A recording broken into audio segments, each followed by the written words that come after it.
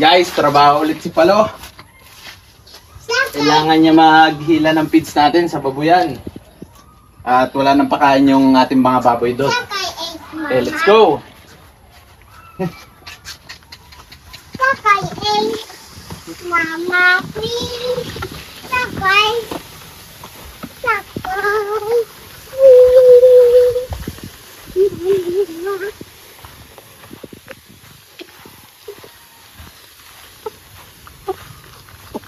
Sakay ko. Sakay. Okay, sakay. Baka sa taas ng feeds, sa taas. Yan. Cut mo muna. Lapit. Nandun tayo, tata ko. Bakit? Nandun.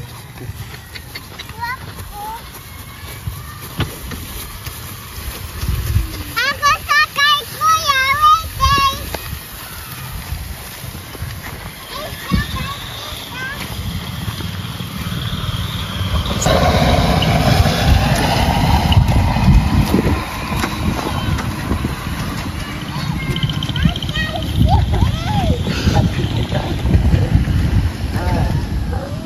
Putik niya, dito ka dumaan.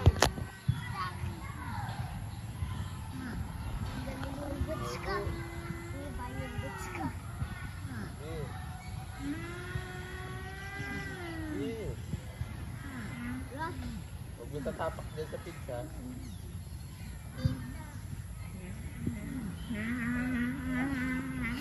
Apo. Tumaas ka dun. Okay ka na dyan.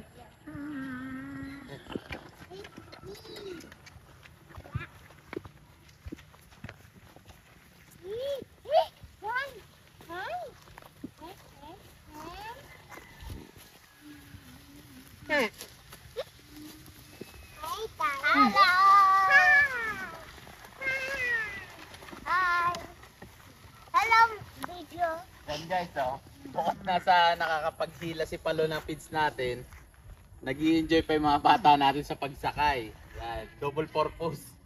Nalilibang mga bata.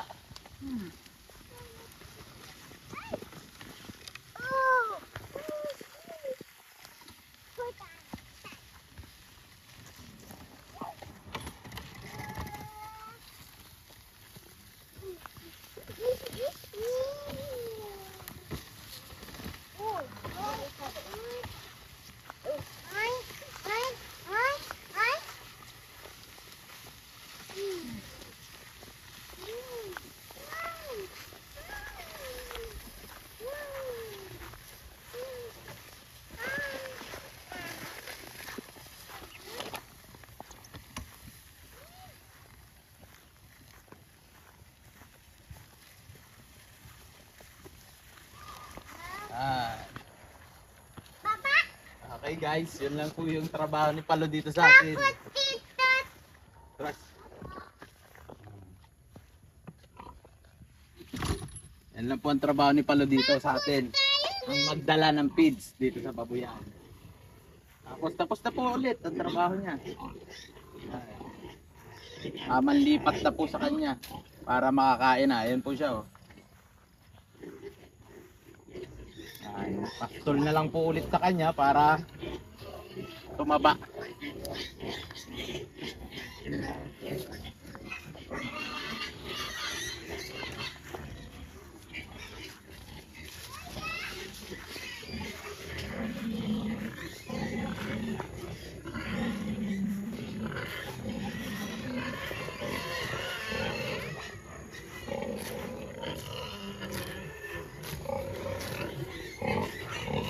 Tayo naman po magpapakain na ng baboy.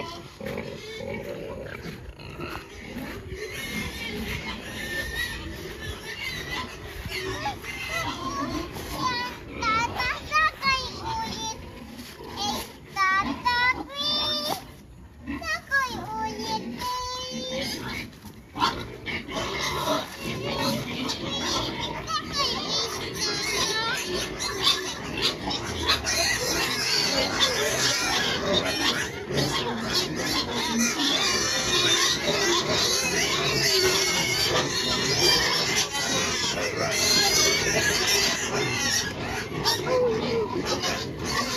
Ayan guys, ganyan na kaingay yung nilipat natin nung nakaraan. Tingnan nyo.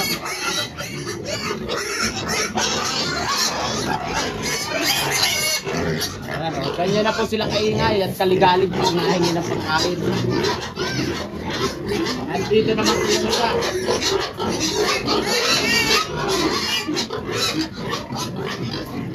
Kaya po muna natin ang tubig dito para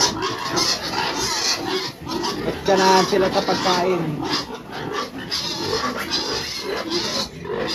Yan. Kaya dito naman po yung ito po.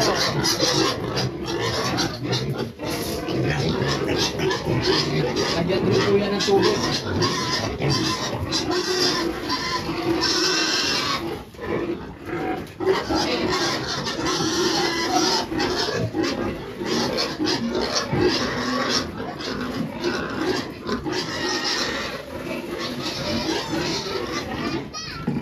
Tapos nagtagan pa po natin ng konti.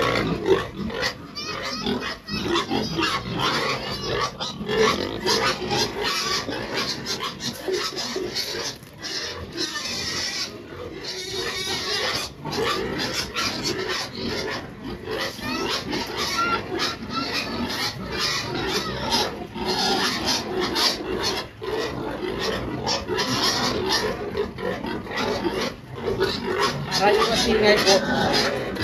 Dito naman daw tayo sa malalaki. Kung nakikita nyo, sobrang dungis. Mamaya po.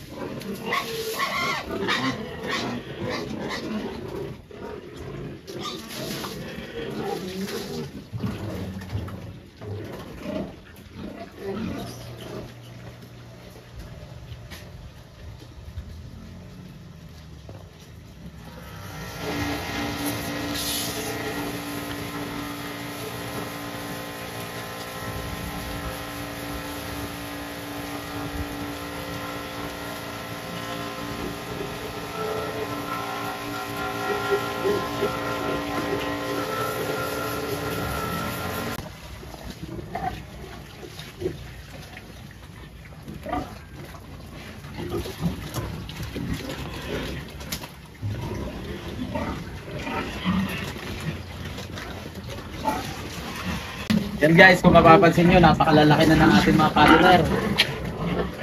5 sako na lang guys ang ating ipapakain sa kanila. And ready na po sila pang benta. Yan, ready na po nakalalaki guys. Yan, heads lang po yan. Ready na po yan. 5 sako na lang ang pinauupos, 5 sakong feeds.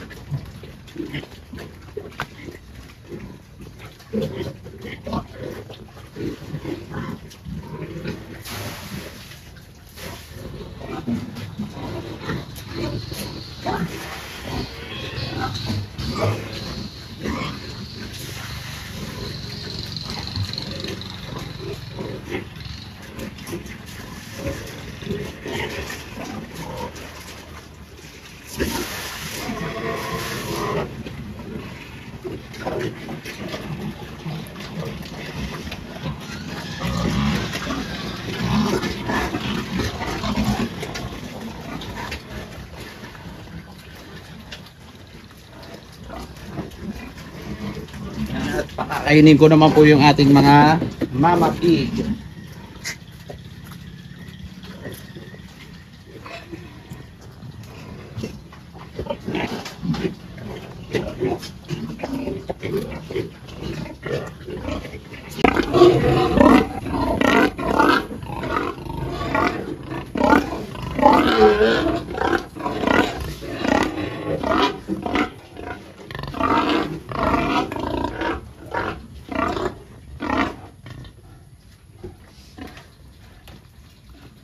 Yan, ito guys yung ating sinumpitan ng nakaraan.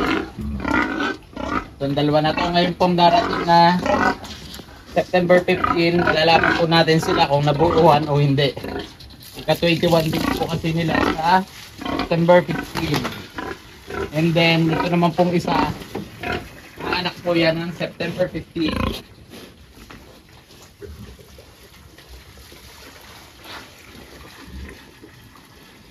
Yan, kung mapapansin nyo guys, hindi din yung isa. Oh.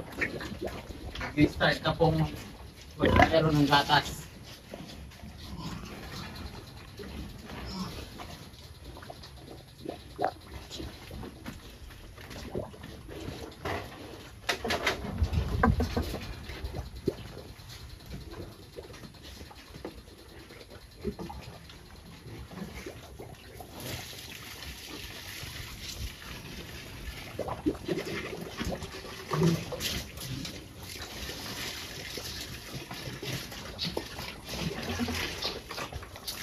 Malalakas po to guys, uminom ng tubig kaya tayo po ay makisabaw. Ang baon po natin ay makisabaw.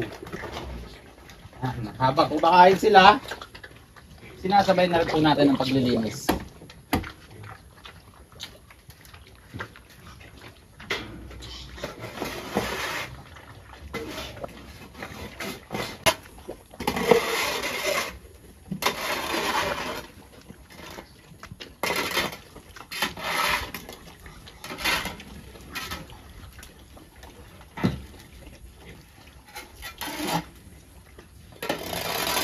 Sa mga mamapig po natin, papaligo lang po tayo pagka mainit. Pero pag ito pong maulan, maghapon maulan, linis na lang po ng mga kanilang mga ginagawa natin.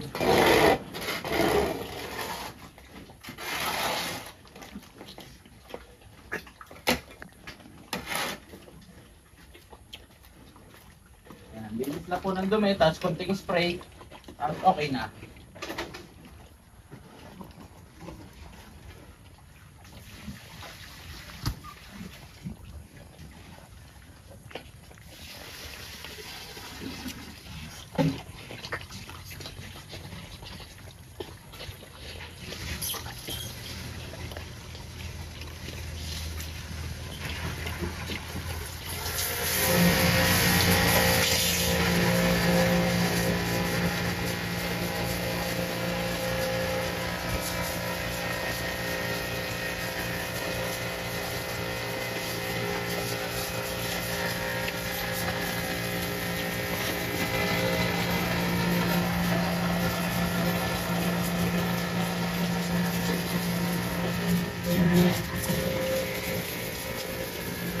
Yan po guys, maraming salamat po sa pagsama sa video natin ngayong araw. Hanggang dito na lang po at see you sa next video natin. Kung hindi ka pa naka-like and subscribe, please like and subscribe. Peace! Okay. Yan po guys, as you can see, nanganganak na po ang ating mama pig. Ito po yung ating matandang inahin. Pamport parity po niya. Ito na po, start na po siyang simula maglabas ng biik. Kaso, problema, unang labas po niya ng biik. Ayan po, patay. Nirevive na po natin yan, kaso wala na po talaga. Inilabas po talagang hindi na humihinga at hindi na gumagalaw. Yan. Malalaman po natin to ngayon kung makakailang anak po to. Kasi medyo maliit po yung kanyang tiyan. Tapos ito po ay pamport parity pa lang. Ito po ay sinumpitan natin. Land race po ang sinumpit natin dito kasi may plano tayong kuhaan ng inahin. Yan. Abang-abangan po natin guys kung makakailan anak po tong si mama pig natin. Yan. Start na po siyang manganak. Ito po kasi guys ay delay. Dapat po ito ay September 15 pa po. Na-delay po siya ng 3 days. Yan. Kaya yan po siguro yung resulta sa unang anak niya. May patay kaagad yung una. Kasi delay po siya ng 3 days. Yan, mukhang may lalabas na naman po guys at na ano po ang ating mama pig. Yan, abang-abang lang po guys.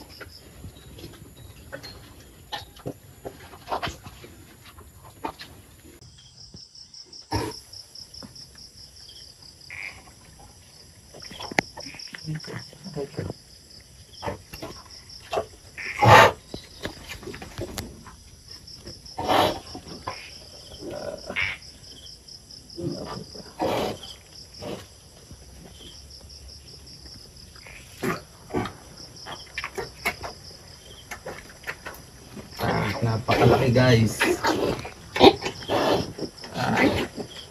Ito na guys, ang pangalawa natin na biik. Dinukot na natin, tinulungan na po natin dukutin. At napakatagal pong ilabas. Siguro po may isang oras na nasundan itong isa na to.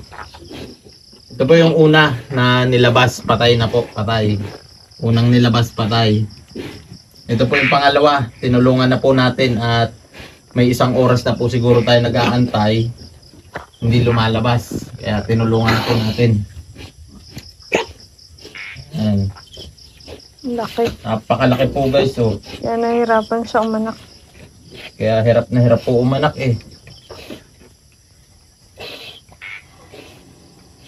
Pero ito guys ay pang port parity na. Itong inay na to. Dahil malalaki po yung biik. Ayan oh, napakalalaki po guys.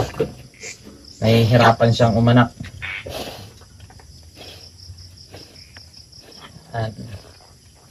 Ayan po guys, hindi tayo maka-ano ng mistral. At naubusan po tayo ng mistral guys. Ayan.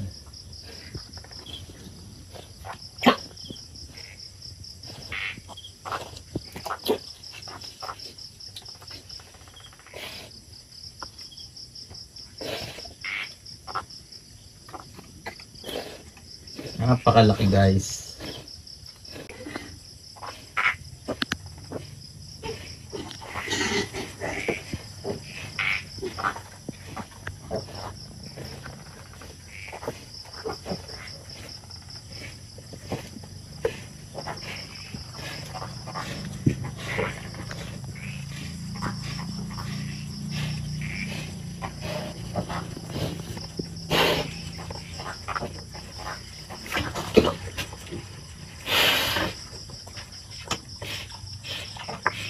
Ito na guys, na-process na po natin, natagkalan na natin ng pusod. Ngayon, lalagyan na natin dito sa may mainit.